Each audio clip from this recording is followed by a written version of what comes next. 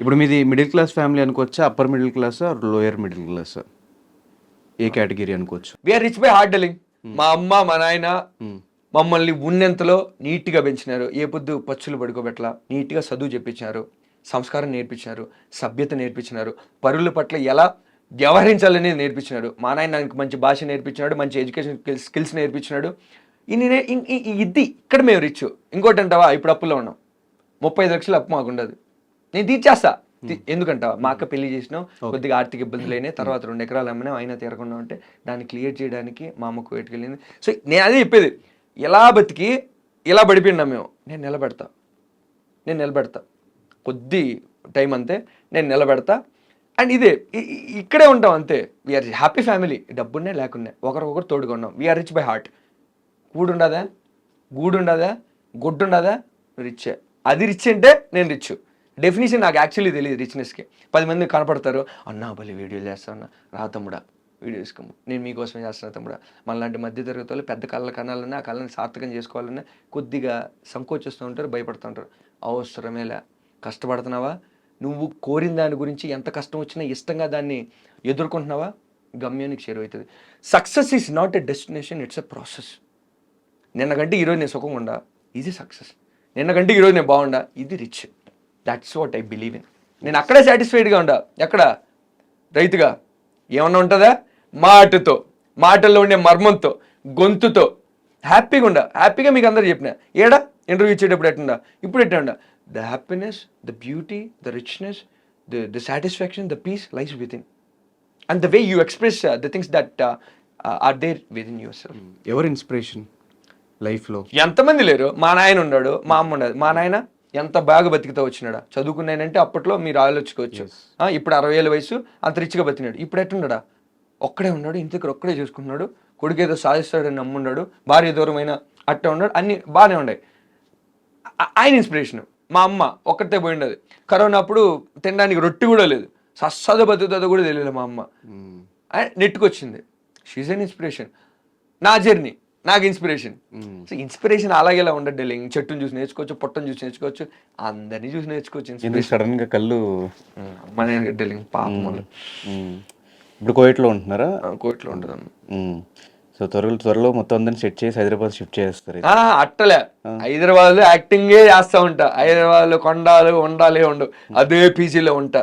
వాల్తేర వేరే నుంచి అదే పీజీలో ఉండా. ఆ పీజీ ఓనరు అంటే ఆమెకి ఎంత ఇబ్బంది వచ్చిందో, ఒకరోజు నేను రెంట్ కట్టుకున్నా ఉంటే, కాశ్మీర్లో ఉన్నా SK21 షూటింగ్ అప్పుడు రెంట్ కట్టుకున్నా ఉంటే, లగేజ్ తీసుకొని కింద పెట్టుకుంటాను ఏంటంటే మా రూమ్మేట్స్తో. సిమ్ పని చేయదు అక్కడ, పోస్ట్ పెయిడ్ పని చేస్తాను, అది ప్రీపెయిడ్. ఆ సిమ్ పని చేయలే, కాల్ ఎత్తలేదని లగేజ్ కింద పెట్టుకుంటాను నేను. సో అప్పుడే నిర్ణయించుకున్నా, ఎంత తిరిగినా ఏడే ఉండాలా, ఇట్లాంటి 10 పీజీలు పెట్టాలా, నాలా కష్టపడే శ్రమపడే వాళ్ళకి ఖచ్చితంగా సదుపాయాలు సౌకర్యాలు కల్పించి వాళ్ళకైనా సాయం చేయాలని ఆలోచన. ఎంతవరకు నెరవేరుస్తున్నా, దైవ దయ, కలమతలి కరుణ. సో సినిమాల వైజ్గా ఎవరు inspiration? Who is your favourite actor? I don't have any favorite actor in particular specifically, but I have significant qualities in every actor. Pawan Kalyan sir ఉన్నారు, ఆయన స్టార్డమ్, ఆయన స్టైల్ అంతా. ఎన్టీఆర్ సార్ ఉన్నాడు, ఆయన ఆరా, ఆయన పర్ఫార్మెన్స్, ఆయన డైలాగ్ డెలివరీ, ఆయన వాయిస్, ఆయన యాక్టివ్నెస్, ఆయన hyper activeness. Ram Charan sir ఉన్నారు, ఆయన డీసెన్సీ, ఆయన డెడికేషన్, ఆయన డిసిప్లిన్, ఆయన పర్ఫార్మెన్స్, ఆయన చేంజ్ ఓవర్ అని. అల్లు అర్జున్ సార్ ఉన్నారు, ఆయన స్టైల్. రామ్ సార్ ఉన్నారు. You can find favourite thing in every person. So నేను అలా చూస్తా, ఒక మనిషికి మొత్తం అంకితం చేసి అలా నాగలేదు. Just my perspective, my aspect of looking at someone to call my favourite thing ఉంది ప్రతి ఒక్కరిలో. డైరెక్టర్స్లో కూడా అంతే, ఒక్కోసారికి ఒక్కో విషయం ఉంటుంది. అట్లా ఒక థింగ్ని నేను గ్యాప్ చేసుకుని నేను నేర్చుకుంటా. చిరంజీవి గారి దగ్గర నుంచి ఏమి ఇన్స్పైర్ అయ్యారు? అయ్యో, హంబుల్నెస్. చిరంజీవి గారితో నాకు టు బి హానెస్ట్ చెప్పాలంటే, నేను సరైన డెసిషన్ ఎంచుకున్నాననే కాన్ఫిడెన్స్ నాకు వచ్చింది చిరంజీవి సార్తో. వాల్తేరు వీరయ్య నా ఫస్ట్ సెలబ్రిటీతో ఒక పిక్ ఉంటుంది, అంటే ప్రొఫైల్లో చూసే ఉంటావు. అన్ఎక్స్పెక్టెడ్గా ఒక మేనేజర్ సార్ ఉన్నారు, ఆయన ద్వారా వెళ్ళిన తర్వాత ఆ మేనేజర్ సార్ వైఫ్ అక్క ఉన్నారు, అక్క కంట్లోంచి నీళ్ళు కారుతున్నాయి. అప్పుడు కానీ అప్పటికప్పుడు ఫోటో ఇచ్చారు ఆయన. నా కళ్ళు చూస్తే కళ్ళలో నీళ్ళు తిరుగుతుంటాయి. It's not about person, journey. It's not about personality, it's all about the nature. అది అనిపించింది. ఆయన అంతా ఆడబిడ్డ ఏడుస్తాను అలా నీళ్ళు చూసి పిలిచి ఓటేసాను. ఆ పక్కన నేను ఉండడం వల్ల ఆ బై ప్రోడక్ట్ నేనైనా నాకు దయవెచ్చుకుంది అది పడింది.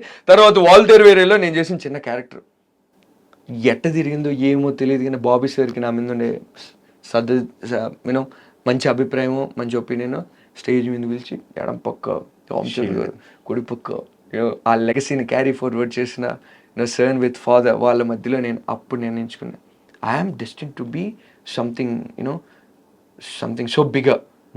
అక్కడి నుంచి నేను ఇంకా అంతకుముందు ఎంత నేను ఉద్యోగాలు చేసుకుంటా ఆ రియల్ ఎస్టేట్ బతకాలి కదా, ర్యాపిడ్ వదులుకుంటా ఉన్నా జస్ట్ అప్పటికప్పుడు ఖర్చులు సంపాదించుకోవడానికి. ఇట్లాంటి అవమానాలు ఆత్మాభిమానానికి ఆత్మవిశ్వాసానికి భంగం కలిగించేటువంటి కొన్ని చేష్టలు దాటుకోవడానికి, నా సొంతంగా ఖర్చులు పెట్టుకోవడానికి, ఇంట్లో వాళ్ళని అడగకుండా సాయం చేయకునే పర్వాలే, వాళ్ళకి ఇబ్బంది కలిగకూడదు అనుకుని ఇట్లా ఖర్చులు చేసుకుంటానే ఆ మూమెంట్ నుంచి లేదు అన్నీ వదిలేసి దీంట్లోనే ఉండాలి అని ఫిక్స్ అయిపోయి ఆ మూమెంట్ నుంచే వచ్చి కృష్ణ గారి కష్టాలు ఉన్నాయి అయితే ర్యాపిడో ఫుడ్ లేకుండా ఉండే రోజులు ఎందుకు లేవు డార్లింగ్. ఇప్పుడు నువ్వు చూసేట్టున్నా అంటే వాళ్ళతో కంటే నేను చాలా మేలుగా బతికినా నేను అనుకుంటా. అంటే బేసిక్గా 6 acres పొలం పట్టుకుని ఎంతో కొంత ఒక హాస్టల్ ఫీజు నెలకు ఖర్చులకు 5,000 పెట్టుకుంటే అంటే 6 ఎకరాలు ఉన్నాయి, 6 ఎకరాల్లో 2 ఎకరాలు ఇంకా మా అక్క పెళ్లికి కొద్దిగా ఇది చేసినాం. బట్ ఉంటది ఎగ్జాక్ట్గా చెప్పలేను, 5.5 అట్లా ఇట్లా ఉంటది. దాంట్లో కౌలుకి ఇచ్చేసినాం. కౌలుకి ఇచ్చిన వాళ్ళకి వస్తే మా నాయన తీసుకుంటాడు, రాకపోతే తీసుకోడు. మా నాయన మేపుతో వచ్చింది, ఎన్ని సినిమాలు తీసా మా నాయన పాప మ్యాథ్స్ వచ్చింది. మరి నేను చెప్పేది అదే గడ్డలింగ్, మరీ అంత ఇబ్బంది పడలా. కూటికి గూడికి గుడ్డకి ఇబ్బంది అయితే పడలా. కానీ కొన్ని సందర్భాలు ఉన్నాయి మా నాయన అడగలేక మా నాయనకు కూడా ఇబ్బంది వచ్చేసి సేద్యమన్నీ చెట్లన్నీ పడి ఒక గాలి జాలు ఒక గాలి జాలు బలమైన గాలి ఎట్టుంటాయా కంపోజ్డ్గా ఫుల్ స్టాక్ లాగా ఉంటాయా, ఒక గాలి పెద్ద బ్రీజ్ ఆఫ్ ఎయిర్ వచ్చి కొట్టిందనుకో ఏమవుతుంది, మొత్తం ఈ చెట్ల మీద ఈ చెట్ల మీద మొత్తం సర్వనాశనం అయిపోతుంది. దాని ఖర్చు, దాన్ని మొత్తం శుద్ధం చేయాలా, కొత్త పంట వేయాలా, కొత్త పంట వేసిన తర్వాత మళ్ళీ ఎరువుల ఖర్చులు ఉంటాయా, పాదులు తీయాలన్నా, గోధులు తీయాలన్నా, కాలువలు తీయాలన్నా, చెట్లకు ఎగేయాలన్నా, ఫార్మేషన్లో గుర్తులు తవ్వాలన్నా కూలీలు ఖర్చులు ఉంటాయి. కూలీల ఖర్చు ఎంత అనుకుంటున్నావా, కూలీలు సాఫ్ట్వేర్ సంపాదిస్తున్నారు. అవునా, ఈ రోజుకి 700 800 అట్లా ఇట్లాంటి ఉంటారు. సో అట్లా ఇంక బేసిక్ ఏంటంటే ఫస్ట్ శక్తి అనేది మన ఆయనకే ఒక్కడే అన్నం వండుకొని ఉంటే మజ్జిగ నేను బతాడు. నేను మా నాయన మా అమ్మ పోయిన తర్వాత నోటి రుచుల కోసం తినేది ఆపేసినప్పి. రుచులు మాకు లేదు. I'm never a food material, I'm never a food person. ఆకలి కేకలు కడుపులోండి పేగులు వేయకుండా ఆకలిని చంపుకోవడానికి మేము కడుపులు ఏదో నింపుకుంటూ వచ్చినాను తప్ప ఇప్పుడు కూడా అంతే మజ్జిగ నందిని బతికేస్తాను. నేను బయట ఆడేగా తిన్నాను, మా నాయన అట్లా తింటే వచ్చాను. ఆయనకి శక్తి ఆడి నుంచి వస్తుంది. ఇన్కమ్ జనరేషన్ పాయింటే గడ్డలింగ్, ఎవరికో ఒకరికి ఇచ్చేస్తూ ఉంటాం, అది వస్తే ఇస్తారు లేదంటే లే, ఏదో ఊరికే కాలక్షేపం. అది చిన్నప్పటి నుంచి చేస్తూ వచ్చాం కాబట్టి అది మా ధర్మం, విధి విధానం, మా పరంపర అనే రకంతో మా నాయన ఊరికే చేస్తూ వస్తాడు అంతే. It's not for money.